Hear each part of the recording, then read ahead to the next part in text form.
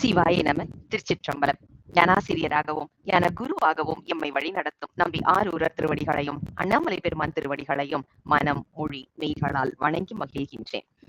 பன்முக நோக்கில் 9ஆம் திருமுறை என்ற இந்த அற்புதமான நிகழ்வுல நாம இப்போ பார்க்க போகின்ற அற்புதமான தலைப்பு என்ன அப்படின்னா, திருமுறையில் வரக்கூடிய இயற்கை வருணனை. அதுவும் முக்கியமா பாத்தீங்கன்னா 9ஆம் திருமுறையில வரக்கூடிய இயற்கை வருணனை எங்க எல்லாம் வருது அப்படிங்கிறது. ஏன்னா சிவத்தையும் இயற்கையும் பிரிக்க முடியாதுன்னு சொல்லுவாங்க இல்லையா?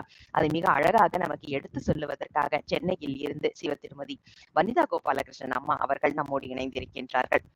அம்மா தமிழ் சார்ந்த துறையோ அல்லது திருமுறை சார்ந்த துறையோ இல்லை அப்படின்னாலும் பெருமானால் முழுவதுமாக ஆட்கொள்ளப்பட்டவர் அப்படிங்கிறது அவர்களுடைய பொழிவுல இருந்தே நன்றாக தெரியும். ஏன்னா இதெல்லாம் நாமளா படிச்சு அந்த மாதிரி வர்றது கிடையாது. பெருமான் நம்மளுக்கு உணர்த்த மிக அழகாக பேசுகின்ற ஒரு அமைப்பை நாம அம்மா கிட்ட பார்க்க முடிகின்றது. நிறைய பொழிவுகள் கொடுத்து வருகின்றார்கள். அதே மாதிரி பாடுவது, குழந்தைகளை ஊக்கப்படுத்துவது என்று பல்வேறு கோணங்கள்ல அம்மாவோடைய அந்த சைவ தொண்டு, சைவ பணிகள் சிறந்து வந்து கொண்டே இருக்கிறது நாளுக்கு நாள். அது மேலும் வளர வேண்டும் என்று பெருமானின் திருவடிகளுக்கு விண்ணப்பம் வைத்து தாமதிக்காமல் அம்மாவிடம் மேடை ஒப்படைக்கின்றேன். அம்மா சிவாய நம. நன்றிங்கம்மா. திருச்சிற்றம்பலம். தென்னாடுடைய சிவனே போற்றி, எந்நாட்டவர்க்கும் இறைவா போற்றி. எந்தை என் தாய் சுற்றம் முற்றும் எமக்கமுதாம் எம்பிரான் என்றென்று சிந்தை செய்யும் சிவன் சீரடியார் அடினாய் செப்பூரை அந்தமில்லானந்த சேந்தனை புகுந்தாண்டு கொண்டு ஆருயிர் மேல் பந்தம் பிரிய பறிந்தவனே என்று பல்லாண்டு கூறுதுமே. திருச்சிற்றம்பலம். பன்முக நோக்கில் 9ஆம் திருமுறை. இந்த நிகழ்வில் இணைந்திருக்கும் அடியார்களை மனம் மெய் மொழிகளால் வணங்கி மகிழ்கின்றேன். இன்று 9ஆம் திருமுறையில் இயற்கை வர்ணனை என்ற தலைப்பில் சிந்திக்க குருவருளும் திருவருளும் கூட்டியிருக்கின்றது. இயற்கை என்பது யாது? மனிதனுடைய தலையீடு ஏதுமின்றி இறைவனின் படைப்பால் தானாகவே உருவாகிய அனைத்தும் இயற்கை. இவ்வாறான இயற்கையை வர்ணித்து அதை உணர்வது அளவு கடந்த ஒரு விஷயமாகும். நாம் பார்க்கும் இடமெல்லாம் பறந்து காணப்படும் வானம், பூமியின் பெரும் பகுதியை சூழ்ந்துள்ள சமுத்திரங்கள், வனப்பு மிகுந்த இயற்கை காடுகள், அதனுள் வாழும் விலங்குகள், பறவைகள், பூச்சி இனங்கள் என அனைத்துமே வர்ணிக்க தகுந்தவாறு இயற்கை கொண்டுள்ள விஷயங்களே. இயற்கையோடு சேர்ந்த வாழ்க்கையை வாழ்ந்ததால் இயற்கையாகவே இறைவனை கண்டு வணங்கினர் நம் தமிழர்கள். பிற்காலத்தில் இந்த சிந்தனை பல்வேறு புரிதல்களால் வளர்ந்தது. அந்த சமயத்தில் தான் நம் சமய அருளாளர்கள் தோன்றி இச்சிந்தனையை செறிவான பாதையில் கொண்டு செல்ல முயற்சித்தனர். அருளாளர்கள் 12 திருமுறைகள் வாயிலாக இப்பணியை செய்தனர். திரு ஞானசம்பந்தர், திரு நாவுக்கரசர், நம்பி ஆரூரர், மாணிக்க வாசகர், 9ஆம் திருமுறை அருளாளர்கள் ஆகிய அனைவரும் இயற்கை வர்ணனைக்கு பங்களித்துள்ளனர். இவர்களின் பாடல்கள் இயற்கை சிறப்பை மட்டும் பாடாது, இறையின் வித்து அதில் உள்ளதை காட்டும் பணியாகவும் அமைந்துள்ளது. ஆகையால் தான் கோயில்களில் மரங்கள் குறிப்பாகவும் போற்றுதலுக்குரியதாகவும் கோயிலை அடையாளப்படுத்துவதாகவும் உள்ளன என இவ்விலக்கியங்கள் சுட்டி காட்டுகின்றன. இன்று நாம் கோயில்களில் காணும் தல விருட்சமும் அதன் அருகில் உள்ள இறைவனுமே அதற்கு சாட்சி. நம் அருளாளர்கள் அவர்களின் விழிகளாலும் மனத்தாலும் இறைவனை கண்டு வழிபட்டதோடு அல்லாமல் தேன் சொட்டும் தமிழ் மொழி பாடல்களாலும் வழிபட்டார்கள். 12 திருமுறைகளில் இயற்கை வர்ணனையை நாம் ஆராய்ந்தால் அதை பெரிய தொகுப்பாக எடுத்து செல்லலாம். இந்த பொழிவின் நோக்கம் 9ஆம் திருமுறையில் இயற்கை வர்ணனை என்று ஆராய்வதாக இருந்தாலும் மற்ற அருளாளர்களின் இயற்கை வர்ணனையை சிந்தித்துவிட்டு அதனுள் செல்வோம். சைவ சமய குறவர்களிலேயே இயற்கை அன்னையின் எழில் காட்சிகளை தமிழ் மொழியில் குழைத்து வழங்கியவர் திரு ஞானசம்பந்த பெருமான். திருஞான சம்பந்தர் திருவெண்காடு என்னும் தலத்திற்கு வருகின்றார். அங்கே எங்கும் பசுமை நிறைந்திருக்கின்றது. மயில் கூட்டம் ஆடிக்கொண்டு இருக்கின்றது. வண்டுகள் மலர்களில் உள்ள மதுவை உண்டு களிப்பு மிகுதியால் பாடுகின்றன. அக்காட்சியை காண்கின்றார் பெருமான். உடனே அதை அப்படியே பதிவு செய்கின்றார். எப்படி என்றால், கண்மொய்த்த கருமந்தை நடமாட கடல் முழங்க விண்மொய்த்த பொழில் வண்டிசை முரலும் வெண்காடே. அதே போல் திருவிழிமலைக்கு செல்கின்றார். அங்கு சோலைகளில் வண்டுகள் இனிய ரீங்காரம் இடுகின்றன. ஊரே மிகவும் குளுமையாக இருக்கின்றது. பொய்கைகளில் தாமரை மலர்கள் மலர்ந்து இருக்கின்றன. அந்த தாமரை மலர்களின் மேல் அன்னம் நடைபயில்கின்றது. வெண் தாமரை மலர்களில் உள்ள மகரந்த பொடி கீழே விழுகின்றது. அக்காட்சியை கண்டு அப்படியே அவ்வூரின் பதிகத்தில் பதிவு செய்கின்றார். வன் தாமரை மலர்மேல் மட அன்னம் நடைப்பயில் வெண் தாமரை செந்தூதுதிர் வீழி வேளையே.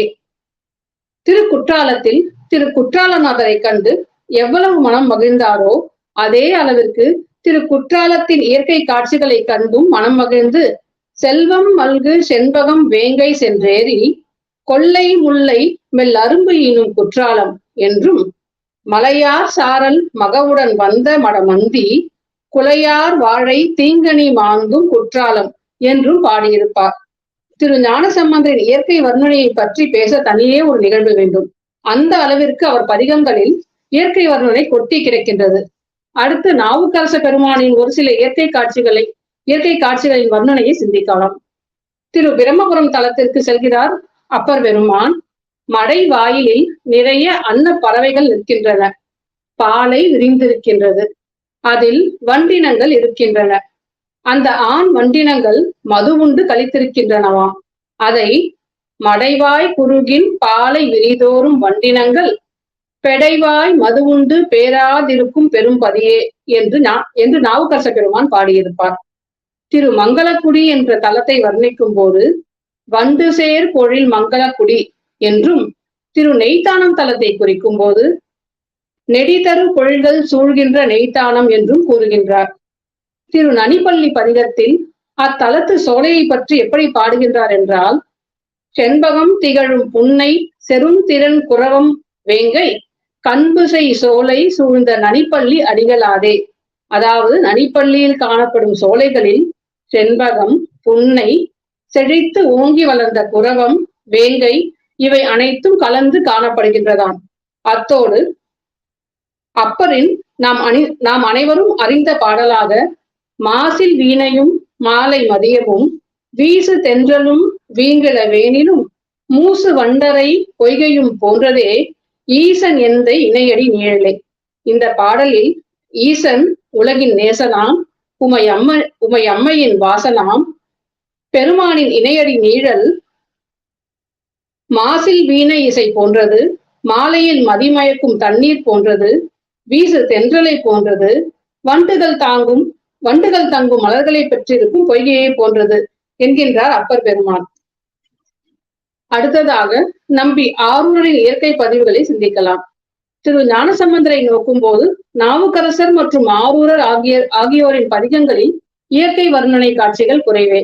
நம்பி ஆரூரர் சில காலம் பார்வையற்று இருந்ததால் அவர் இயற்கை காட்சிகளை அதிகமாக பதிவு செய்யவில்லை என்று நான் நினைக்கின்றேன். மிக குறைவாகவே உள்ளன, ஆனால் மிக சுவையாக இருக்கின்றன. திருவாரூர் பதிகத்தில் நம்பி ஆரூரர்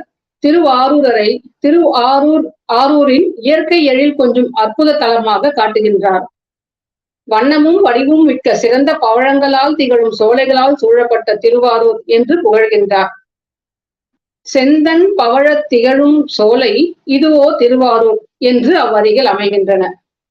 திணை தாளன்ன செங்கால் நாரை சேரும் திருவாரூர் புனத்தார் கொன்றை பொன்போன் மாலை குறிப்புன் சடையிரே என்ற வரிகளால் பாடுகின்றார். அதாவது கொன்றை மலரின் பொன் போன்று மிளிரும் மாலையினை அணிந்த திரு சடையை பெற்றிருக்கும் சிவபெருமானே என்று பொருளாம். அதுபோலவே திருவையாறு பதிகத்திலே சிவபெருமானை வர்ணிக்கும் நம்பி ஆரூரர் காரப்பொன் கொன்றை சடைமேல் ஒன்றுடையாய் என்கின்றார். திரு கச்சூர் ஆலக்கோயிலில் உள்ள பெருமானை அன்னமண்ணும் வயல் சூழ் கச்சூர் ஆலக்கோயில் அம்மானை என்று பாடியிருப்பார். அப்படியே மணிவாசகரின் வர்ணனையை பார்த்தால் அவர் திருவம்பாவையில் ஒரு இயற்கை காட்சியை காட்டியிருப்பார். பொய்கை இறைவியையும் போல காணப்படுகின்றதாம். இறைவியின் நிறம் கருங்குவளை, இறைவனின் நிறம் செந்தாமரை, குருகு அவர் அணிந்திருக்கும் மலர், அரவம் அவர் அணிந்திருக்கும் ஆபரணம். இந்த கருத்தை அவர் பைங்குவலை கார்மலரால் செங்கமலம் பைம்போதால் அங்கம் குறுகினத்தால் பின்னும் அரவத்தால் என்று பாடியிருப்பார்.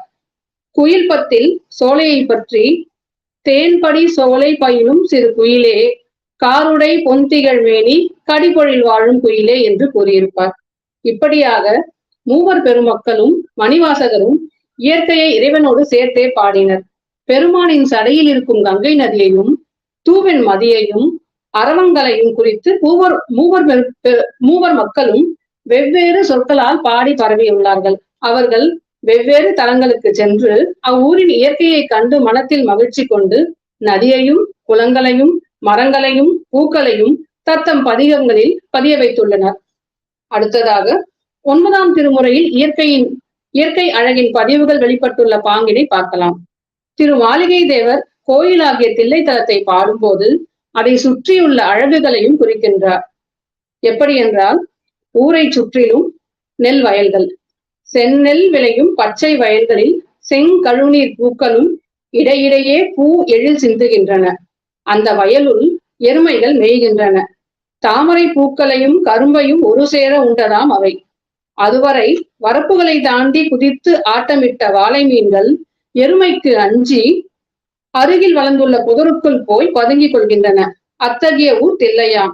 இதை திருமாளிகை தேவர் வரம்பெரி வாளை மிளிர்மடு கமலம் கரும்பொடு மாந்திடு மேதி பரம்பிரி செந்நெல் கழனி செங்கழுநீர் பழனம் சூழ் பெரும்பற்ற புலியூர் என்று பாடியிருக்கின்றார். இதே தில்லையில் மற்றொரு காட்சியையும் அவர் பதிவு செய்கின்றார். நிறைதழை வாழை நிழல் கொடி நெடுந்தெங்கு இளங்கமுகு உளம்கொள் நீல் பலாமாம் பிறைத்தவள் பொழில் சூழ் கிடங்கிடை பதரை முதுமதில் பெரும்பற்ற புலியூர். அதாவது ஊரை சுற்றி பெரிய மதில் சுவர், பழமையான திண்ணிய மதில், அதன் மீது பாதுகாப்பு கருதி செய்து வைக்கப்பட்டுள்ள பதனம் போன்ற அமைப்புகள், மதிலை ஒட்டி நீர் நிறைந்துள்ள கிடங்குகள், அந்த நீரால் வளம் பெற்ற பொழில்கள், அவற்றில் செழித்து வளர்ந்திருக்கும் மரங்கள், அடர்த்தியாக நெருங்கி இலைகளை பரப்பி நிற்கும் வாழை, அருகிலேயே உயரமாக நிமிர்ந்து வளர்ந்து நிற்கும் தென்னை, அதை ஒட்டி இணையாக மேல் நோக்கி தூணாக இருக்கும் இளைய கமுகு, இடையே வீசி வீசி படர்ந்து நிழல் பரப்பும் பல வகை கொடிகள், இவற்றுக்கு நடுநடுவே இனிமை மிக்க மனம் விரும்பும் கனிகளை தரும் மா மற்றும் பலா மரங்கள். இந்த மரங்களின் உயரத்தை தாண்ட முடியாமல் அல்லது இந்த வனப்பை விட்டு செல்ல மனமில்லாமல் அந்த மரங்களின் உச்சியில் தவழும் பிறை நிலா. இத்தனை அழகுகளும் கொட்டி கிடக்கும் சோலைகள் சூழ்ந்த மதிலை உடையது தில்லை. இந்த காட்சிகளை அப்படியே நம் எண்ண ஓட்டத்தில் கற்பனை செய்து பார்த்தால் தில்லையின் அழகை நம் மனக்கண்ணில் ரசிக்கலாம். அடுத்து உறவாகிய யோகமும் என்று தொடங்கும் 3ஆம் திருப்பதிகத்தில் சிவபெருமான் வேட வடிவம் கொண்டு அருளிய செய்தி எல்லா பாடல்களிலும் குறிப்பிடப்படுகின்றது. மகேந்திர மலை, அங்கு பாயும் மணிநீர் அருவி, காட்டு விலங்குகளான பன்றி, மான் போன்ற விலங்குகள், கமுகு போன்ற பறவை ஆகியவை குறிக்கப்பட்டுள்ளன. இப்பதிகத்தின் தொடர்களாக வானே தடவும் நெடும் குடுமி மகேந்திர மாமலை, அதாவது விண்ணை தொடும்படி உயர்ந்த நீண்ட நெடிய சிகரங்களை உடைய மகேந்திர மலை மற்றும் மரியேறு சாரல் மகேந்திர மாமலை மேல், அதாவது மான்கள் துள்ளி குதித்து உலவும் மலை பக்கங்களை கொண்டதும் பெரிய மலையானதும். இந்த தொடர்கள் மகேந்திர மலையின் அழகை குறிப்பன. மற்றொரு பாடலில் மாவேந்து சாரல் மகேந்திரத்தில், அதாவது விலங்குகள் நிறைந்த மகேந்திர மலையில் என்ற குறிப்பை கொடுத்திருப்பார். தரவார் புனம் சுனை தாழருவி தடம் கல்லுரையும் மடங்கள் அமர் மறவார் பொழில் எழில் வேங்க எங்கும் மழை சூழ் மகேந்திர மாமலை. இவ்வரிகள் மகேந்திர மலையின் சிறப்பை மேலும் அழகாக விளக்குகிறது. கீழிறங்கி பாயும் அருவிகள், ஆங்காங்கு பள்ளங்களில் ஏற்படுத்தும் சுனைகள், அவற்றை ஒட்டி செழித்து இருக்கும் பசுஞ்சோலைகள், அந்த பொழில்களில் கல் குகைகளில் படுத்திருக்கும் சிங்கம், குங்கும மரங்களும் வேங்கை மரங்களும் பூத்து குலுங்கும் எழில், இவற்றின் மேலே மிதந்து செல்லும் மேகக்கூட்டம், இப்படியாக செல்கின்றது மகேந்திரமலையை குறித்து திரு மாளிகை தேவரின் பாடல். இயற்கை அழகுகள் சிதைக்கப்பட்டு வரும் இக்காலத்தில் இது போன்ற பாடல்கள் படித்துதான் இயற்கை வனப்பை நம்மால் தெரிந்து கொள்ள முடிகின்றது. சேந்தனார் திருவீழிமிழலை பற்றி பாடும்போது, விண்டவர் மலர்வாய் வேரிவார் பொழில்சூழ் திருவீழி மிழலையூர் என்கின்றார். அதாவது இதழ்கள் மலர்ந்து விரிந்து தேன் ஒழுகுகின்ற சோலைகள் சூழ பெற்ற திருவிழிமிழலை என்று பாடுகின்றார். மற்றொரு பாடலில், கங்கை நீர் அரிசில் கரையிரு மருங்கும் கமழ் பொழில் தழுவிய கழனி திங்கள் நேர் தீண்ட மாளிகை சூழ் மாட நீடுயர் திருவீழி என்று திருவீழிமிழலையின் அழகை குறிப்பிடுவார். அதாவது கங்கை போன்ற புனித நீர் கொண்டதாம் அரிசிலாறு. அதன் கரைகளின் இரு பக்கங்களிலும் நறுமணம் கமழும் சோலைகள் சூழ்ந்த வயல்கள் உள்ளதாம். அவ்வூரின் மாளிகைகள் நீண்ட மாடங்கள் கொண்டு சந்திரனை நேரே தொடுமாறு உள்ளதாம். அடுத்ததாக கருவூர் தேவர் காட்டும் இயற்கை வளத்தை சிந்திப்போம். திரு கீழ்கோட்டூர் தலத்தை பாடும் கருவூரார் நகைப்பை தரும் இயற்கை நிகழ்வு ஒன்றை பதிவு செய்கின்றார். இந்த ஊர் கடலோரத்தில் உள்ளது. கழிமுகங்களில் தாழைகள் செழித்து வளர்ந்து உள்ளன. அவற்றின் உச்சியில் வெண்ணிற பூக்கள் தோன்றுவது இயல்பாக நடப்பது. ஆனால் தாழையை ஒட்டியுள்ள நீர்நிலைகளில் துள்ளி குதித்த கெண்டை மீன்கள் இந்த வெண்ணிற பூக்களை கொக்குகள் என்று கருதி அஞ்சி ஓடி ஒளிகின்றன. கேதகை நிழலை குறுகென மருவி கெண்டைகள் வெறுவு கீழ்கோட்டூர் என்ற வரிகளில் இக்காட்சியை காணலாம். அடுத்து தஞ்சை ராசராசேஸ்வரம் பதிகத்தில் தஞ்சை நகரத்தின் அழகிய தோற்றத்தை புனைந்திருக்கின்றார். எப்படி என்றால், தஞ்சைக்கு வடக்கில் வடவாறு ஓடுகின்றது. அது காவிரியின் ஒரு கிளையாறு. வெள்ளப்பெருக்கு காலங்களில் அந்த ஆற்றின் அருகே உள்ள சோலைகளிலிருந்து பச்சை நிற இலைகளையும் வெண்ணிற பூக்களையும் அலைகள் அடித்து வருகின்றன. தொலைவில் மாடங்களில் இருந்து பார்ப்பவர்களுக்கு தஞ்சை நகரத்தை சுற்றி கைதேர்ந்த ஓவியன் ஒருவன் பச்சிலையும் வெண்பூவும் அமையுமாறு பளிங்கில் ஓவியம் வரைந்தது போல தோன்றுகின்றதாம். அதை சந்தனங்கள் கமழும் மாட மாளிகைகளில் இருந்து கண்டு மகிழ்ந்து மகளிர் யாழொலி எழுப்பியும் சிலம்பு இசைத்தும் பெருமானை வழிபடுகின்றார்களாம். வாழி அம்பு ஓதத்து அருகுபாய் விடயம் வரிசையின் விலங்களின் அடுத்த சூழலம் பளிங்கின் பாசலர் ஆதி சுடர்விடு மண்டலம் பொலிய காழகில் கமழு மாளிகை மகளிர் கங்குல்வாய் அங்குலி கெழும யாழொலி சிலம்பும் இஞ்சி சூழ் தஞ்சை என்று கருவூர் தேவர் பாடியிருப்பார். இதே பதிகத்தின் மற்றொரு பாடலில், சுனை பெறும் கலங்கலர் பொய்கையன் கழுநீர் சூழ் மாளிகை சுடர் வீசும் எனை பெறும் மணஞ்சை இஞ்சி சூழ் தஞ்சை என்று குறிப்பிடுவார். அதாவது தஞ்சையில் பொய்கைகள் சுற்றிலும் நிறைய உள்ளன. அவை தூய சுனை நீரால் வெண்மையாக பொலிவாக உள்ளன. அவற்றை ஒட்டி விண்ணை தொடும் அளவு எழுந்துள்ள மாளிகைகள் உள்ளன. அங்கு வாழும் பெண்கள் பலவித நறுமண பொருட்களை பூசி நீராடுவதால் பொய்கையின் சுனை நீரும் கலங்கி நறுமணம் உள்ளதாக ஆகிவிடுகின்றதாம். தஞ்சையின் செழிப்பை மற்றொரு பாடலில் அவர், சரள மந்தார சண்முக வகுல சந்தன தந்தன வனத்தின் இருள்விரி முழுப்பின் இஞ்சி சூழ் தஞ்சை என்ற வரிகளால் வெளிப்படுத்தி இருப்பார். அதாவது பொய்கைகள் நிறைந்த தஞ்சையில் தேவதாரு, மந்தாரம், சண்பகம், மகிழ், சந்தனம் ஆகிய மரங்கள் எல்லாம் நெருங்க வளர்ந்து வெயில் கீழே விழாத வண்ணம் இருளை மண்ணில் விரித்தவாறு உள்ளதாம். மேலும் திரு பூவனம் என்ற தலத்தின் இயற்கை வளத்தை அத்தல பதிகத்தில் சிறப்பாக உணர்த்தியிருப்பார் கருவூர் தேவர். வைகையாறு வேகமாக ஓடி வருகின்றது. அது ஓடி வரும் வேகத்தில் மருது, அரசு, கோங்கு, அகில் போன்ற மரங்கள் முறிந்து விழுகின்றன. அந்த மரங்களை ஆறானது எடுத்துக்கொண்டு வருகின்றது. அதனுடன் மலையிலிருந்து வளப்பமான ரத்தின மணிகள் மற்றும் மலைப்படு பொருள்களையும் வாரிக்கொண்டு இறங்கி விரைந்து ஓடி வருகின்றது. அத்தகைய வைகை ஆற்றின் அலைகள் மோதுகின்ற கரைகளின் அருகில் உள்ளது பெரிய கடை வீதிகளை உடைய திரு பூவனம் தலம் என்கின்றார் கருவூர் தேவர். அந்த பாடலானது, மருது சிறு கோங்கு அகில் மரம் கூடி வரை வழங்க கவர்ந்தெழி வைகை பொறுதிரை மரும் கோங்கு ஆவண வீதி பூவனம் கோயில் கொண்டாயே.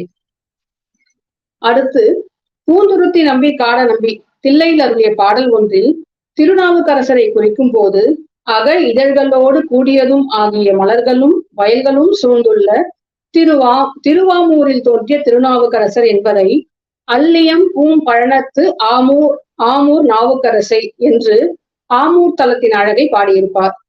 திருவாலி அமுதனார் தரும் இயற்கை காட்சி வேறு விதமாக அமைகின்றது. பசு கூட்டங்கள் வயலில் மேய்கின்றன. அவை உயரமாக பறந்து பூத்துள்ள தாமரை மலர்களை தின்கின்றன. அவற்றின் கால்களில் பட்டு நசுங்கிய கரும்புகள் இனிய சாற்றை சிந்துகின்றன. அந்த சாறு பாய்கின்ற நீர் போல வயலை நிறைக்கின்றது.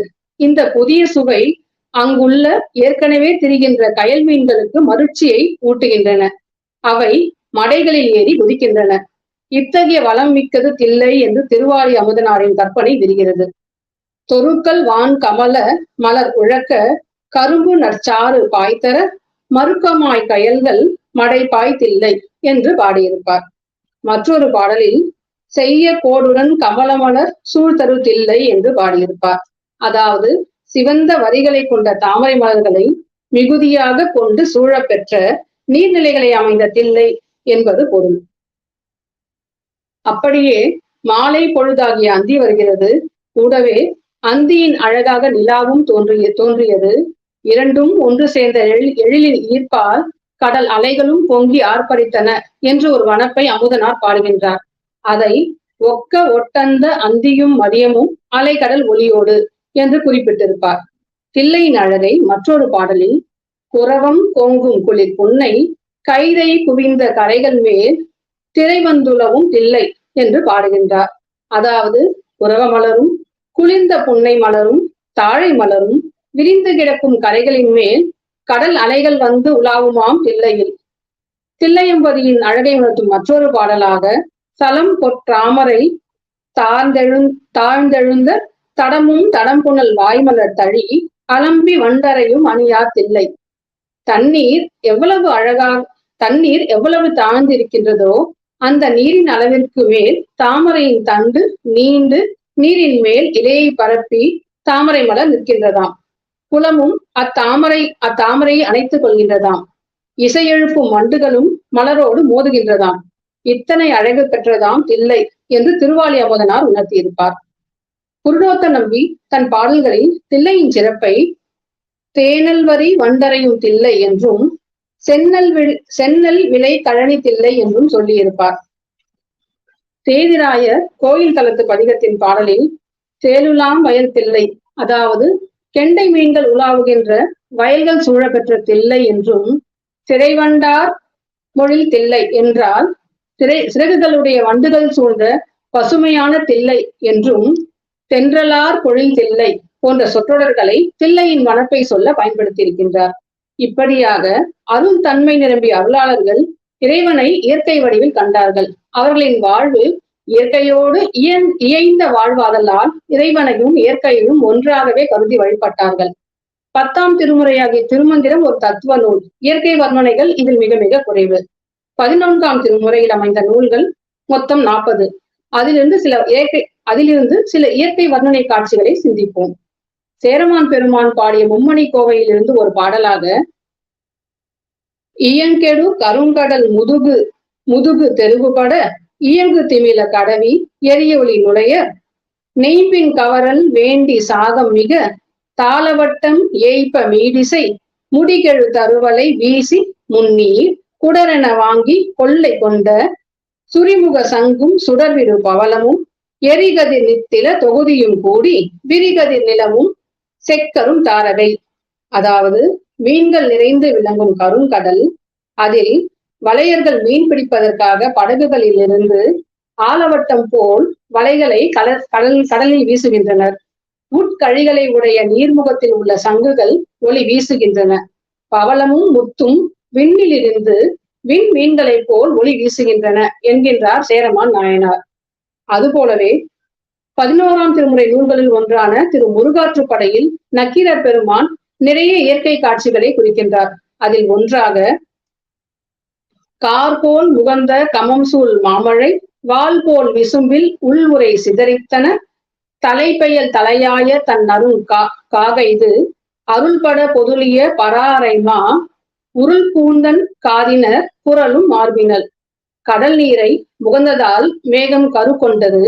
கரு கொண்ட மேகம் இருளை போக்கும் சூரியன் சந்திரன் இருக்கும் இடத்திற்கு வந்ததும் தான் உண்ட நீரை மழையாக பொழிகிறது. அதனால் நறுமணம் வீசும் காட்டில் அருள் உண்டானது போல் கடம்ப மரங்கள் பருத்தன. அம்மரத்து மலர்கள் தேரின் உருளை போல பெரிதாக இருந்தது. அத்தகைய மலர்களால் ஆன மாலையை அணிந்திருக்கின்றார் முருகப்பெருமான் என்பது அப்பாடலின் பொருள். அடுத்ததாக 12ஆம் திருமுறையான பெரிய புராணத்திலும் இயற்கை வர்ணனைகள் அதிகமாக உள்ளது. திரு ஞானசம்பந்தரின் அவதார தலமான சீர்காழியை மிகவும் அழகாக வர்ணிப்பார் சேக்கிழார் பெருமான். சீர்காழியில் பல நீர்நிலைகள் இருக்கின்றன. அதில் நிறைய செந்தாமரை மலர்கள் மலர்ந்திருக்கின்றன. அது பசுமையான இலைகளுக்கு இடையே தோன்றுகிறது. அக்காட்சி கன ஞாயிறு போல உள்ளதாம். வலம் பயிலும் புறம் பனைப்பால் வாச பாக்கூடை மிடைந்த தலம் பொலியும் புனல் செந்தாமரை செல்வி தடமலரால் களம்பயில் நீர்க்கடல் மலர்வது ஒரு பரிசு என கருதி இளம்பருதி பல மலர்ந்தால் போல்வன இளஞ்சி பல. இதுபோல பல வர்ணனைகள் பெரிய புராணத்தில் உள்ளது. இப்படியாக நம் திருமுறைகளில் கூறப்பட்டுள்ள இயற்கை வர்ணனைகள் படித்து சுவைக்கத்தக்கன. இன்றைய பொழிவின் நோக்கம் 9ஆம் திருமுறையில் இயற்கை வர்ணனை என்ற தலைப்பில் சிந்தித்ததலே என்றாலும் மற்ற திருமுறைகளில் இருந்தும் ஒரு சில வர்ணனை குறிப்புகளை அடியேன் பகிர நினைத்தேன். இதனால் அக்கால தமிழகத்தின் இயற்கை வளங்களை அருளாளர்கள் பார்வையில் அறிய முடிந்தது. 12 திருமுறைகள் பக்தி பணுவல் மட்டுமின்றி அவை இயற்கை வர்ணனைகள் நிறைந்த இயற்கை காப்பியம் என்று கூறி என் பொழிவை நிறைவு செய்கின்றேன். எனக்கு இந்த நல் வாய்ப்பை அளித்த சிவ லாவண்யா அம்மா அவர்களுக்கும் உடன் இணையம் வாயிலாக இணைந்த அடியார் பெருமக்களுக்கும் நன்றிகளை தெரிவித்து விடைபெறுகின்றேன். திருச்சிற்றம்பலம். தென்னாடுடைய சிவனே போற்றி, எந்நாட்டவர்க்கும் இறைவா போற்றி, காவாய் கனக திரளே போற்றி, கைலை மலையானே போற்றி போற்றி. திருச்சிற்றம்பலம்.